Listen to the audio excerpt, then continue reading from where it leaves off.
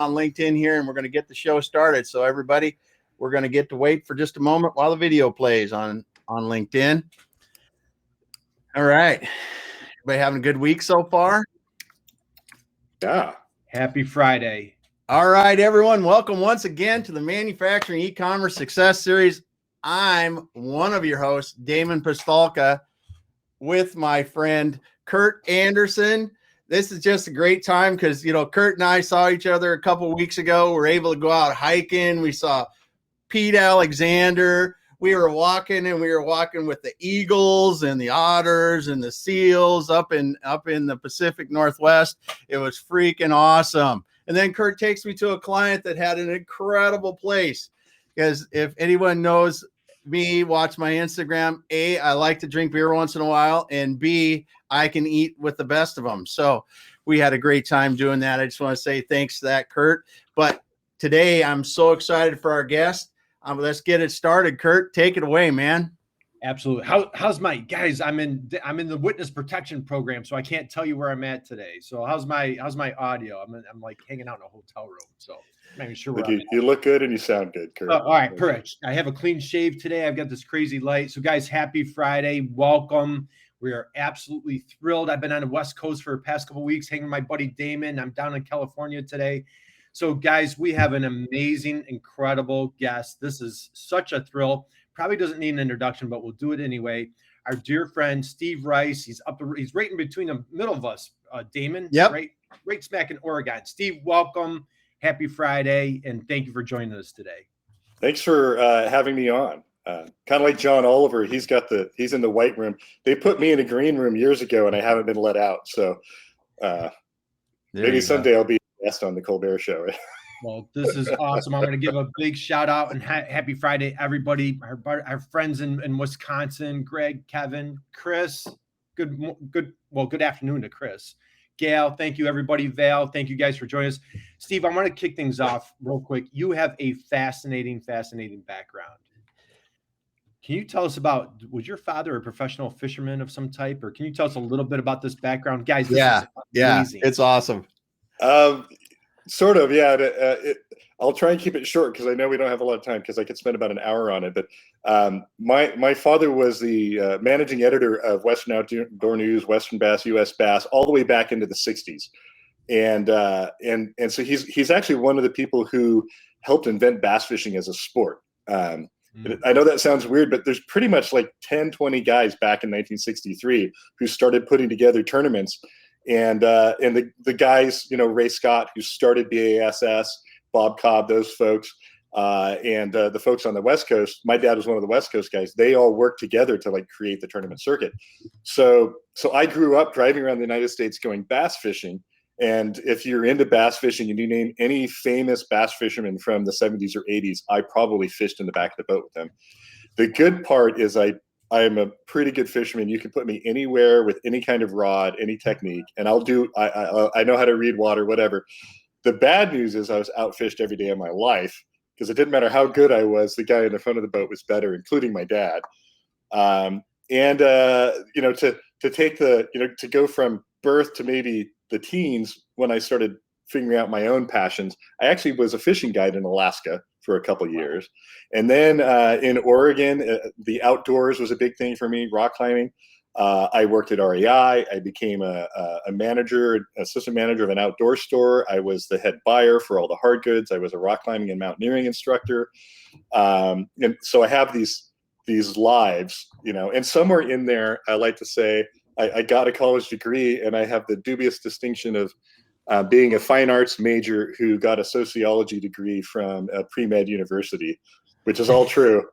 And you know, so through basically working in the outdoor industry as a buyer and a manager and eventually the owner of an outdoor store, I became connected with most people in the Pacific Northwest who are in the specialty outdoor retail industry, especially sales reps, you know, because basically in the 90s, we were all dirtbag climbers together and they were driving around in their pickup truck trying to sell this new brand called Arc'teryx, or, you know, this new thing called Mountain Hardware that no one ever heard of. Yeah. So as we've progressed, you know, over the years, 30 years later, a lot of those now own the sales rep companies. They're executives in CPG companies and especially outdoor retail, which is a big place in my heart for that. So Patagonia, think of that world, the people who are pushing organic cotton and pushing better business practices and greening of supply chains and circular economy thinking. And so that's the world that I live in. That's exciting. So now I basically I have a technology company that helps companies like that choose and implement wise technology choices. Plus I have leadership stuff that I do. The globally conscious leader is a really cool thing that we're working on right now. So that's the short version. That's awesome. And Don from Alaska just came on. Don, you just missed a great intro. He owns a fishing lure company. The two of you need to connect at the tables after. So Don, Steve grew up with a professional fisherman father, traveled all over the country, and was asked a fishing guide in Alaska. So you two need to connect. John in New Jersey, welcome, my friend. Happy Friday to you. So Steve, you're a longtime e-commerce guy. You go back, I think, believe it or not, we're the same age. You look 10 years younger than me, but we're around the same age. Longtime e-commerce guy. Now you have an amazing company called Dotcomjungle. Do I have that correct? That is correct. What an amazing! I love the name. Can you tell just where did you come up with that name? I'm dying to know. My wife is the one who came up with that. Oh, God bless her. And yeah, she's brilliant. And it's one of those names that I've had, huge advertising agencies come to me and say, "That's stupid. You need to change your name because nobody knows what it means." And to my mind, I think this is the greatest name because it gives you a sense of where we work, and I get to define it. And frankly, it's changed over the years, and partially because I didn't really know how to run my own business 20 years ago, and so I was doing all the wrong things. Right.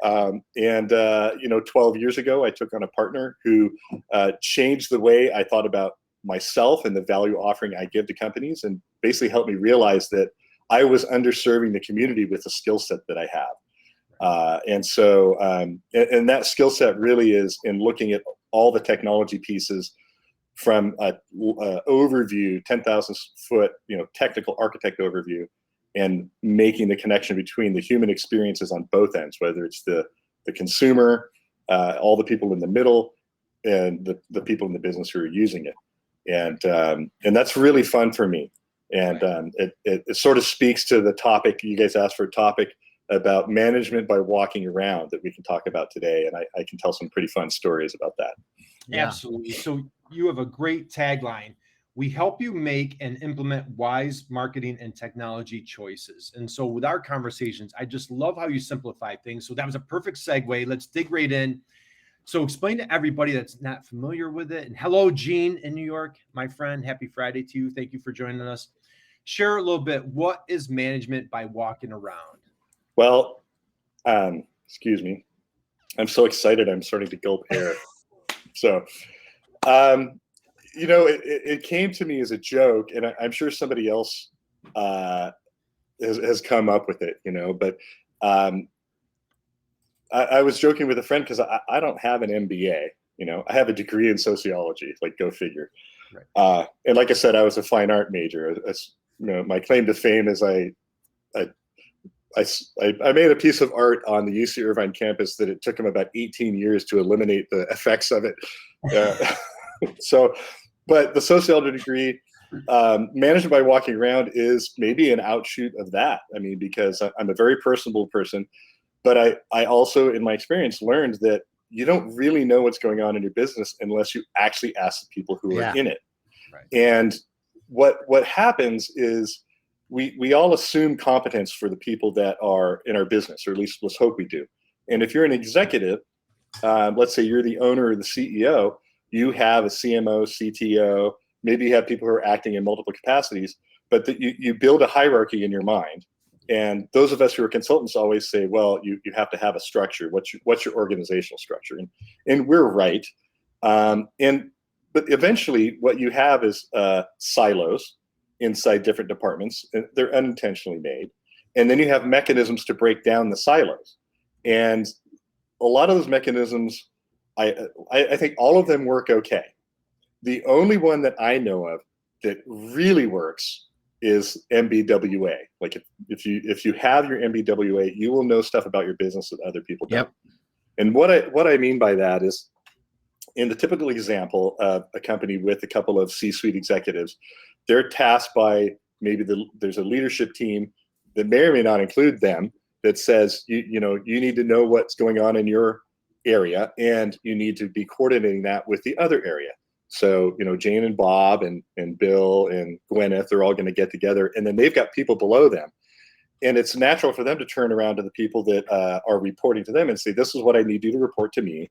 And then those people generally are one layer above the people who are literally doing the work, the hardworking folks in the shipping room, people that are manufacturing products, people that are pre-assembling, the people that are assembling, the people that are boxing. Those are the people that are doing the work, people that are picking up the phone. And so they generally go down and say, if you guys have any trouble, let me know and I'll report it back up the stream. Well, these are people who they're hard workers, they're great human beings, and their job is to get something done. And I'll give you an example of the typical thing that happens. I had a client who we had come in and streamlined all their business processes and all their shipping things. And then they brought on a company that created an infomercial. And part of that infomercial included the decision to bring on a phone company, a telemarketing company who would answer the phone for the infomercial, take those orders. So we basically had a new channel that created a new stream of information that was supposed to come in to the ERP. Well, we are the people who help and make and implement wise technology choices. And we were working with an IT person who was essentially alone. And so this wasn't her challenge. The company had put her in a place where she didn't have any help. But the folks in the finance department said, this is the format that we need stuff to be in. And they got that from us because we said, this is what it needs to look like in order to get it into the ERP. They reported that to the phone company, who double checked it with us. And we said, yeah, that's the correct format. This is the place you put it on the server. We set up all the secure stuff so that could happen safely. And it turned out that the IT person checked it too. She did her job. Well, the shipping guy was having a hard time with the ERP, and no one had ever asked him about what effect this would have on him. And somewhere along the line, he found out that there was a spreadsheet that had all the people from this phone order company in it. And he, being the person he's a really good person. He's now, head of major departments. He had a job to be done, which was he needed to get that stuff out that day. And it wasn't coming through the ERP the way he needed it to for other reasons, right? So he found that spreadsheet on the server, opened it up, sorted it, did some things, got it so he could import it into WorldShip, and he'd click a button and he'd print out 269 labels for the single product was this infomercial. And then they'd slap together 269 boxes and they'd ship them all. Like they could do it in an hour, maybe less. So it's incredibly efficient, but he had to spend an hour on that spreadsheet. I walked through the business one day because that was what I was paid to do. And I just started asking people what they were doing. And I looked at him and I said, what are you doing? You're actually working on a spreadsheet. And I realized, because I know systems, that what he was doing was the reason other people who I had asked earlier in the day were saying, well, I'm trying to fix this other problem because the stuff from the phone people isn't coming through correctly. Well, the reason the ERP wasn't working is that he found the spreadsheet and was updating it for him to use it correctly. And then the ERP tool that was coming in like every hour and trying to import it was breaking. Oh. And so the finance department went to the phone people and to the IT gal and said, are we getting the right file? And then they came to us and said, are you getting the right file? And we said, yes, because we looked at it, right? The file they sent us was the right sample. Nobody besides me decided to go down to the floor and ask what was going on. Right. So we ended up having a meeting. We had to sort of call a meeting of the different teams that were involved. So we had finance, we had marketing, because they were making promises to the customers that stuff would ship out, the same day. And it wasn't always happening, at least before this gentleman fixed it with his spreadsheet. And we had the CTO and the CFO and the owner. And one of the CFO basically was like, why am I here? Like, this is a waste of my time. I got stuff to do. And we said, just give us a half an hour to talk this through. And as we asked people questions, we knew what was going to be happening in this meeting. When we got to the guy who was building the spreadsheet, he said, yeah, I open the spreadsheet, I do this.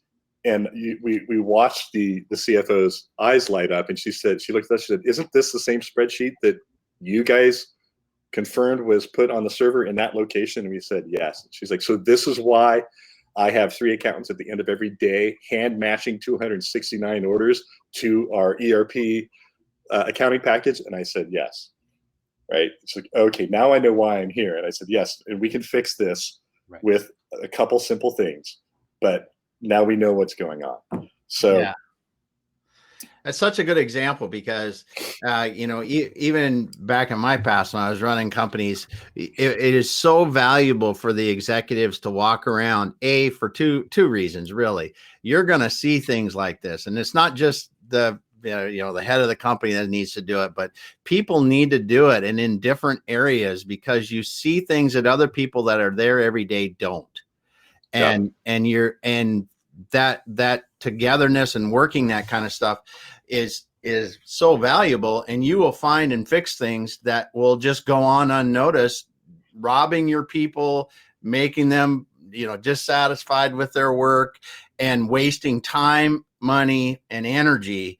That you can fix all those things just by taking the time to talk to people and figure out what's going on. And that's this example, and listen to you talking before, is so cool, because the way you're doing it is making sure that technology works right. Because most times when that technology is implemented, you hit it. It works for the CFO. It works for the people that speak up the loudest. And then there's the masses that get to use it however the hell they got to figure out to use it, because it's what they told they get. Yeah. Well, and I would actually say that a little different, because we do make sure the technology works right sooner or later, but it all starts with the human element. Yeah. And if you work there's leaders at every level of a business, and if you work at any portion of a business where people are doing things below you on the organizational chart, I think you will benefit from taking this approach. And it's as simple as asking 3 questions. What are you doing? What did you expect would happen? And did what you want to happen actually happen? Regardless of what your expectation for hitting the button, should it be doing something else? And that's what's missing from most conversations. It's one thing to go, if you went to that gentleman in the shipping department and said, is everything working great? He'd be like, yeah. Is there anything wrong? Do you have any challenges? He'd probably be like, no, it works fine, But if you actually said, well, what are you doing? Well, I'm working on it. This is the exact conversation I'm having. I'm working on a spreadsheet so I can get the stuff into WorldShip. Right. Really? So why are you working that spreadsheet? Well, because whenever I click the button, it spits out 269 UPS stop signs instead of 269 labels. Oh, okay. So his expectations weren't being met. And here's what's true if we back up. The job of a company, the leadership team, is to reduce the chaos inside the business in a certain sense, right? And we do, in the end, lean on technology for that. Now, you can implement technology poorly and do bad things to the chaos. You can increase the chaos in your company, and that happens all the time. What's true is that no matter how wonderful your implementation is at any one moment, and let's take the massive implementation of an ERP and its connectivity to the website and maybe your other channels like Amazon and eBay and whatnot, that could be beautiful. Guaranteed, chaos will enter that system over time unless you battle that chaos. And so that's all we're talking about is if you stay in touch with what's going on the production floor, whatever you want to call it, you will identify that chaos before it turns into something that will seriously affect your business. Right. And this is awesome, Steve. And a couple of shout outs. I'm going to give Eric just joined us. Welcome, Eric, Scott, and Chuck. Thank you for stopping by. Chuck has a couple comments, Steve. So Chuck says back to when we were talking about .com-jungle. The jungle is where folks feel like they are when they enter the .com world, and was true 20 years ago. It's still true today. And then Chuck comes back. Yes, Steve, it's about the system augmenting the humans, not the other way around. And what's great, so a couple things, guys. I've dropped Steve's LinkedIn profile and his website in the chat box. Please connect with Steve Rice if you're not already connected. As you can tell, he is just amazing. Steve, as you're talking, what we love is like you're humanizing these issues or these problems and creating solutions. And by creating these solutions for humans with technology, it's like the human first, technology second, as you're describing it. Human-centered design, like the D school at Stanford. Design. So we're huge, being that most of us are based on manufacturing. And if you haven't read the book, you need to go out and get it this weekend. The Goal. Dr. Goldratt wrote the book called The Goal back in 1984. You get it? I've got it right on my phone over here. Yeah. He is the master of theory of constraints. And Steve, I know you're a big theory of constraints, TOC. And what's great is, and for a shameless little plug, and there's a book out there called Stop Being the Best Kept Secret. Damon, you know that book, don't you? I've seen it before. Yeah, and Stop Being the Best Kept Secret. We actually have a chapter, and it's called Applying Theory of Constraints to help with your e-commerce strategies. And that's exactly what you do, Steve, is you go and you look for those constraints, those bottlenecks.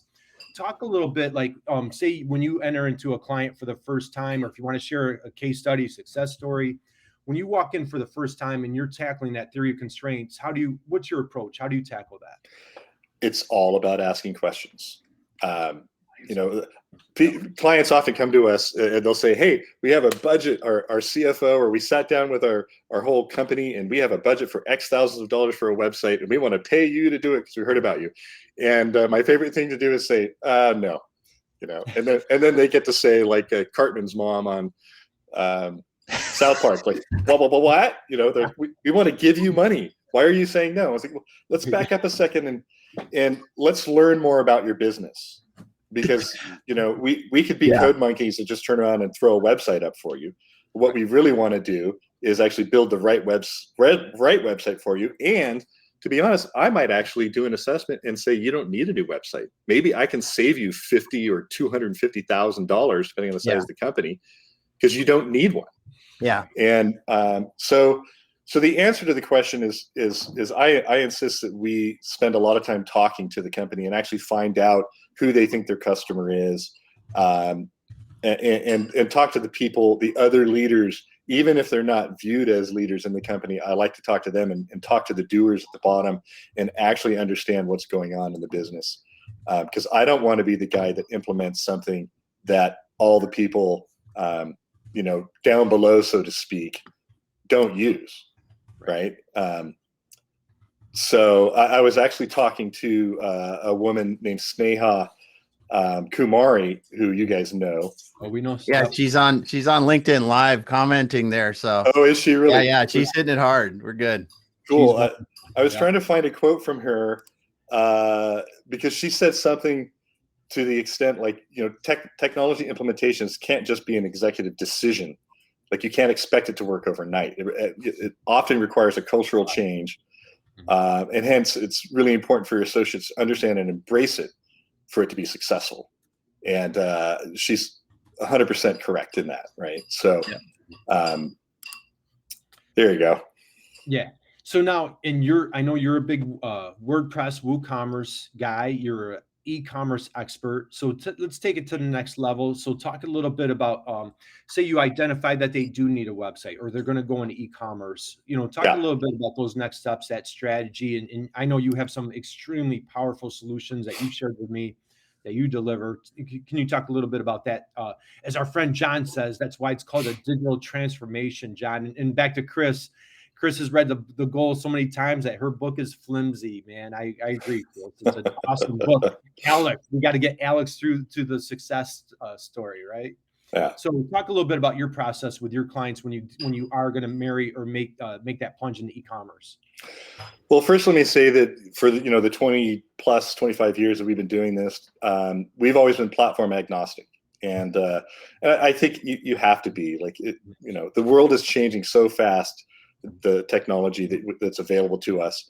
And so we've built sites in Magento. We built sites in WordPress. We actually built 16 years ago, a plugin that wrapped a Joomla website design around WordPress. I think we were the first people to ever do that, so that you could actually have a blog look like the rest of your site, and you wouldn't have to manage the theme, a secondary theme, right? So we've worked in Drupal, OS Commerce, Zencart, all the derivatives of OS Commerce, in Joomla.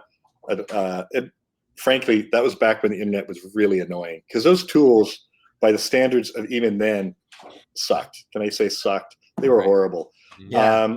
And I think Magento was the first one where we looked at it. We're like, finally, someone's getting it, right? And so we worked in Magento for 8 or 10 years. And when Magento went from 1 to 2, we started looking back at WordPress, because they had started developing a shopping cart, WooCommerce. And there's no way 4 years ago that you would take an industrial manufacturer with thousands of products and put them into a WordPress website. It'd be crazy. Yeah. But you can do that now. And so we're always looking for the highest value. We're really the advocates for our clients. We're not just trying to sell them a particular thing, right? So right now we actually switched to WordPress from Magento, because we felt we could develop what we were doing for our clients in WordPress for a lot less money for our clients and be more nimble. And so the tool that you're talking about is we basically have built a full, manufacturing distribution tool out of WordPress, out of a bunch of plugins that didn't really talk to each other. And we've written our own custom plugins that allow them to work together. And we did it from the human perspective. So the way I like to say it is, if you're a person, you can go order on the web. Like every website should do that if you're just a consumer. If you're a dealer to those consumers, and you're, say, running Bob's Bait and Tackle in Eufaula, Alabama, you should be able to log into the same website and get the kind of pricing you need, right? Because you're going to be given maybe a 40% margin plus 2% 60 terms, or maybe you're part of a buy group, so you get an extra 30 days, right? Yeah. Likewise, if you're a sales rep and Bob is one of your customers and you're representing the manufacturer, you're an outside sales rep, you should be able to log in and see all those orders. And then usually companies like that will have an internal sales team that's supporting the outside sales reps, maybe has their own set of dealers, maybe even has a separate sales team that works with Home Depot and REI, or whoever we call them the box stores. And all those people have different needs. So from a user experience standpoint, with this tool, what I love about it is if you're an inside sales rep and you're at a trade show, you can pop onto the phone service. And I say that because at trade shows are typically very difficult to get on Wi-Fi, because you have 15 or maybe 6,000 vendors and 30,000 people all trying to connect. But the phones usually work pretty well. So instead of handing somebody, this is typical in the outdoor industry, you go through your line, you hand them a spreadsheet, or you give them a little thumb drive, and they go home and they have to learn a new spreadsheet that's different from the other manufacturer. And in our case, the clients who use our tool, they can sit down with the client and go, yeah, let's just place the order right here, and you can modify it later if you want. We'll set a date out for March of 2022, and they can literally just do it on a phone or an iPad. And the same experience gets had by everybody that's entering the system. And so that's what we like to do. Right. And it's so cool, because what you described is exactly the kind of company I ran a number of years ago, that we had outside sales reps, we had internal salespeople, we had house accounts, we had outside accounts, we had warranty, and each one of those sales reps, even though an account may not necessarily have been theirs, they would still understand what was in their territory. And we had to do that all manually on the back side of this thing.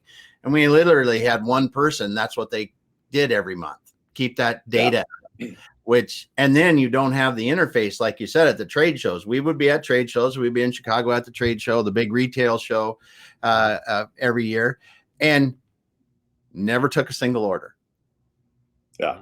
And just think what you could do with your kind of solution, and sit there and just be taking orders, putting them out, and it's all set up. The customer didn't really have to do much of anything other than show up at the trade show like they want to do and talk. Right. Yeah. Well, and here's the challenge for most industries. It starts with the vendors, somebody like Patagonia or whoever, right? And I'm not bagging on Patagonia because I don't know what they do specifically, but there's a sub industry that supports those companies, and they make these wholesale dealer portals that are designed to somehow connect that vendor and their products to the buyers that are all over the United States, whether it's a buyer for REI that has a whole territory, or it's the Ashland Outdoor Store like I used to own. And the challenge is that there's a couple of them, and there is no industry standard for usability for these things. And so as a buyer, once again, whether you're from a box store or you're from a little mom and pop shop in a town, you have to learn several different systems to even get your job done. And what the companies, the service companies are trying to do something good, right? But what the companies that hire them to do that forget is that we already have a standard operating procedure for web-based portals. It's, we every one of us has ordered from a website, and we all know what a good experience looks like, and we know what a bad experience looks like. There's no reason to reinvent the wheel around that and create an additional problem for someone who's already challenged with. They're trying to actually deal with maybe 70 vendors and place something like 250 orders in a 3-week period, 4 ship dates 6 to 12 months from now. Right. So every piece of every tool you make them relearn every 6 months, because you're lucky if they do, it gates their success, and it gates your success. I can't tell you how many conversations. Actually, I can tell you. This last spring, I spoke to no less than a dozen sales reps somewhere around the trade show time, because I was coming to their town. I said, "What are you doing?" And they're like, "I can't even meet you for coffee because now I'm hand entering all the orders from my dealers, because my dealers refuse to use the portal from New Order or one of these other tools that are great tools." They're like, they can't use it. Or we gave them a spreadsheet with macros and stuff, and maybe 5% of the people know what a macro is and have the correct version of Microsoft that it would work on. Yeah. And so they're literally doing the job that should be automatic. Yeah. And they're like, one of them said, like, I'm starting tomorrow and I'll probably be done on, a week from Thursday. Oh my. Right. And this is a sales rep whose job is to sell things. And now he's got like a 14-day period where he's not servicing anybody. Right.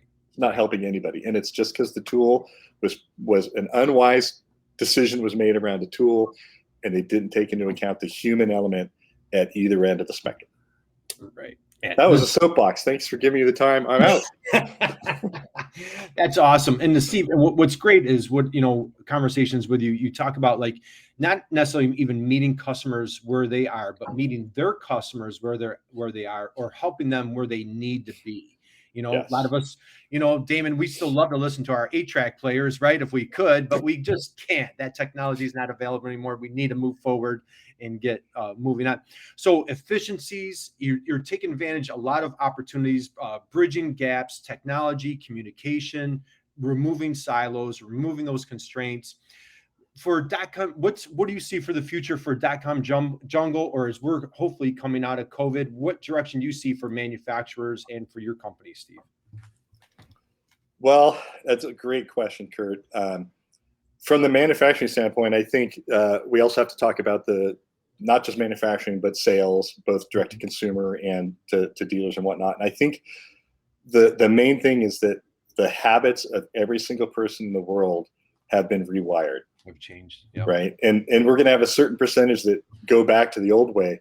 But really, what COVID did is it speeded up everybody's adoption of whatever technology pieces have been presented to them. Right. Yeah. And if it works, they're not going to go back. So we want to make sure that it does work. So for us, for Dotcomjungle, we're one of those companies, like, we don't take on just anybody. and that's not super special. But we want to make sure that the companies that we work with are ones that sort of get what we do. We get what they do. I definitely have an ethical stance that that we apply to the companies that we bring in, and because of that, my average client retention is over 12 years. Nice. I've got people that have been with me for 20, 22 years. In fact, I have one customer who's been with me before my company even began. Right. So back in the day, right? Right. So yeah, I think the manufacturers, they know that this digital transformation is happening. And I don't mean that word in the sense that all the marketers and the providers like us say you need to have digital transformation. Yeah. I mean that the world is transforming before our eyes. They know it's happening, and there are challenges to be met, and we don't know what all of those even are yet.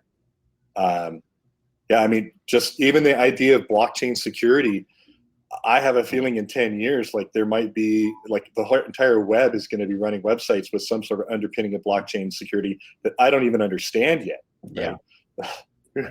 So you have to stay on the ball and look for advisors, I think, that are outside your business who can bring you the intelligence that they've learned from other companies.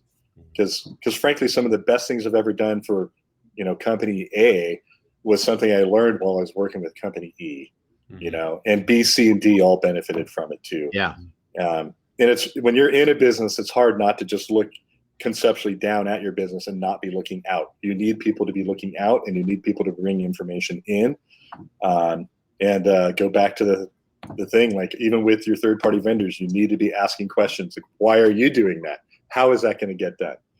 A quick example of that is I actually sat as an advisor with a company that was talking with NetSuite, who had flown in 2 very expensive salespeople.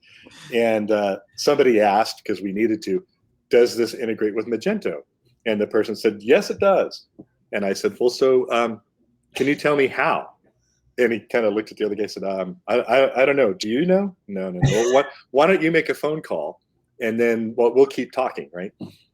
And that was just part of that question. Like, why are you saying that? What do you think you're going to get out of it? We knew what we wanted to get out of it, and that wasn't really the answer. Yes isn't the real answer. It turned out there was a third-party vendor for $30,000 that would do the integration. Right? So, and the salesperson's job is to land the client and worry about pricing later. And if we hadn't have been there, they would have, probably signed a, I don't know, $80,000 to $150,000 contract, and then probably had, that wasn't the only tool that was like that. They probably would have had another $100,000 in add-on fees that they hadn't budgeted for, that they would have had to come up with in the next 2 years, because the salesperson, sold NetSuite to them, and they got stars in their eyes about this great tool that could do everything. When it is a great tool. I'm not bagging on it. I am bagging on the salespeople who don't know the capacities or the reasons for those capacities of their own system and how to actually market it and sell it to the people who actually need it. Right. I'll bag on those people all day long. Or if you don't mind. Or the courage to just say, I don't know, let me get back to you. So I absolutely love this. So as we recap, guys, so what I want to do, Steve, so reach out to you again. I've dropped your guys. If you're on, please connect with Steve Rice. What an amazing conversation. And Steve, what I love, high integrity. You come in with strong ethics, and I love what you're saying is with this specific example is having the ability to ask the right questions. And again, shame on this person, not to throw anybody under the bus, but to say yes on something that would drive up the price for that client. So we've talked today about humanizing first, and then providing human solutions with technology. You've talked about removing those constraints, those bottlenecks. We're all huge goal fans. Damon, I saw your post. You've given out 100 copies of that book. Guys, if you haven't read it, go out and get The Goal. It's a phenomenal book. Steve, I have your website, I have your LinkedIn profile. Any other thing that you want to share as far as how to reach out to you, how to connect? We're going to jump back to the tables. We're coming into time. Love for you guys to stick around. Don, especially, I'd love for you to meet Steve. Any last parting thoughts that you want to share, Steve, with everybody? Any words of Steve Rice wisdom that you want to share? Be fearless and be kind. Be fearless and be kind. Man, If there's one thing I have that I think given to my children and that maybe sets me apart, it's that fearlessness. I'm not afraid to fail. I'm not afraid to look like a dope. I want to ask questions. That's where the fearlessness comes in. And because I don't know. And if you can say I don't know and ask a question, that's fearlessness. That's half the battle. So again, and I know you're a great dad. We've talked about your kids, and so Steve, what a blessing this has been. What a gift. And again, grew up with a professional fisherman father. You're a fishing guide up in Alaska. You've traveled all over the place. You're just crushing it with e-commerce. Been doing it for decades now. You're a pioneer in many fronts on e-commerce. So guys, reach out to Steve Rice, manufacturing expert. Damon, we have a super exciting program come up this Wednesday in New York. Yes, we do. EP. So if there's any manufacturers out there that want to hang out with myself, Damon, Jeffrey Graham, we have a 3-hour manufacturing workshop, B2B sales workshop at the New York MEP at Fuse Hub. So we have that going on this week. So I want to give a shout out there. Damon, why don't you take it away? Steve, thank you so much. You absolutely crushed it today. Thank you for your time. Thank you for your passion. We appreciate you, dude. Thank you. And I want you to know I appreciate you guys. You're wonderful hosts. It's been a pleasure talking, and I really appreciate you having me on. Absolutely. What an honor. So with everybody, go out and crush it this weekend, last weekend of July for 2021. Damon, take it away, my friend. All right. Thanks, Kurt. Thanks, Steve. Again, dropping all the words of wisdom on us. We have great people. Yeah, just drop it. We have people on LinkedIn. Thanks so much for watching us on LinkedIn, listen to us, whatever you're doing there. Go, like Kurt says, .comjungle, check out Steve, connect with him, and we're going to drop off here on LinkedIn Live. And if you want to join us here, you can get on Remo. If you look at my post, Kurt's post for the week, you can get on Remo here and talk to our speakers after when we have these events every Friday at 10:30 Pacific. We're all in Pacific now. That's right. Kurt's getting used to this, so he's going to have the brutal coast. He's going to have the brutal realization when he gets home Saturday that how quick Sunday morning comes. That's right. But great to see you all today. Thanks so much, Steve. Thanks everyone for attending. I'm dropping off a LinkedIn Live right now. We're going to go back to the table so people can talk with Steve.